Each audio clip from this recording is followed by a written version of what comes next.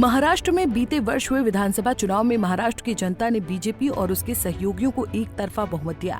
विपक्ष की स्थिति इस बार चुनाव में इतनी खराब हो गई कि वो राज्य में विपक्ष की भूमिका में बैठने की स्थिति में भी नहीं रहे।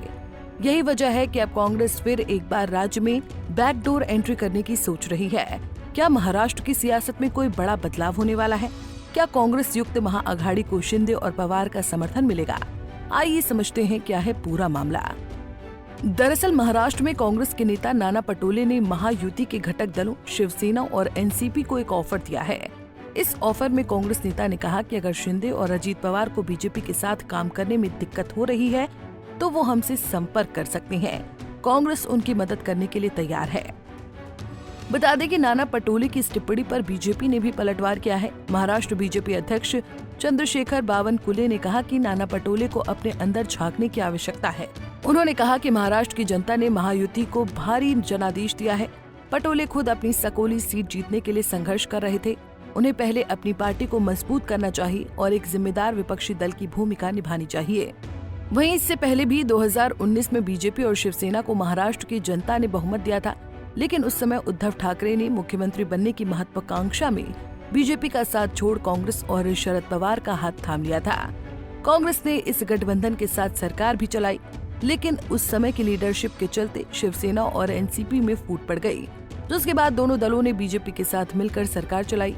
इस सरकार में बीजेपी ने एकनाथ शिंदे को मुख्यमंत्री बनाया तो देवेंद्र फडणवीस और अजीत पवार ने उप मुख्यमंत्री का पदभार संभाला।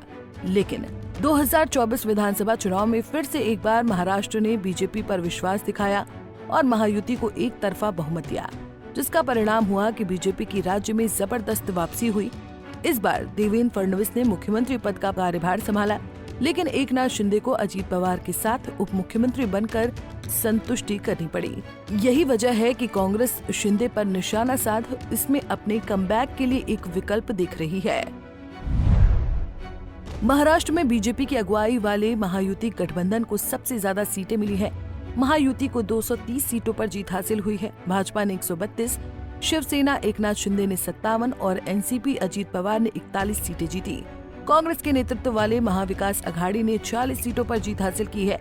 एमवीए में शिवसेना उद्धव को 20, कांग्रेस 16 और एनसीपी शरद पवार के हिस्से 10 सीटें आई हैं। 2 सीटें सपा ने जीती हैं और 10 सीटें अन्य के खाते में गईं। ऐसे में अगर देखा जाए तो महायुति में बीजेपी सबसे मजबूत दल है। महाराष्ट्र में सभी राजनीतिक दलों में भी बीजेपी सबसे मजबूत है। इसके साथ बीजेपी 2014 से लगातार महाराष्ट्र में सरकार बना रही है। इस बार बीजेपी को महाराष्ट्र में सर्वाधिक सीटें मिली हैं। बीजेपी का जनाधार लगातार मजबूत हुआ है। बहरहाल महाराष्ट्र की राजनीति में शिंदे और अजीत पवार की ओर से ऐसे कोई संकेत नहीं मिले हैं कि वो बीजेपी के साथ असहज महसूस कर रहे हों। उद्धव ठाकरे ने जब अपनी पारंपरिक विचारधारा के इतर जाने की कोशिश की तो जनता ने उन्हें नकार दिया। इस समय बीजेपी से राजनीतिक बैर लेने की किसी दल की मंशा नहीं हो सकती है। वर्तमान में महाराष्ट्र में बीजेपी की राजनीति को कोई चुनौती देने की स्थिति में नहीं है, लेकिन आने वाले दिनों में राज्य की राजनीति में क्या परिवर्तन आते हैं, इस पर लेटेस्ट अपडेट के लिए देखते रहिए पंजाब केसरी टीवी। हमसे जुड़े रहने के लिए हमारे YouTube चैनल को सब्सक्राइब करें और नई वीडियो की नोटिफिकेशन के लिए बेल आइकॉन को दबाएं।